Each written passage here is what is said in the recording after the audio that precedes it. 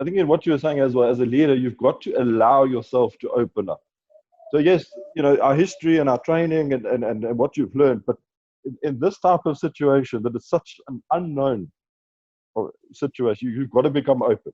You cannot be closed to ideas and things like that. I think also just to touch on some of the trust and the relationship and the teamwork aspects. I mean, from our perspective as an emergency service, I mean, my team, I'm talking ER24 as a collective team, have to trust that when we're asking them to go out onto the front line and we're expecting them to go and treat patients and they're interacting with patients that potentially have COVID or have the symptoms, that the systems we put in place, the research that we've done, the documentation we're reading, the policies and guidelines we put into place for like personal protective equipment, isolation procedures, they're going to trust us because we're sitting in an office.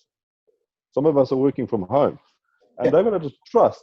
And that you don't build in a day. I mean, trust is built over a long, long period. And I think touching on that other aspect is relationship. It's not task. You will now go, and you've got to pull together as one big team, and that relationship that you have with your team, with your employees, is key. Because I think in our environment, we're asking our guys to go and do things that, I mean, you've seen it globally from a healthcare perspective. And team. I mean, I think team is key. And I must say, I'm fortunate that I've got a very strong ER24 team and a very strong immediate team that we pull together. We meet twice a week. It's open discussion. It's not a hierarchy. It's just open, and we are just throwing ideas around about what the future is going to look like. And I think that's my biggest concept, actually.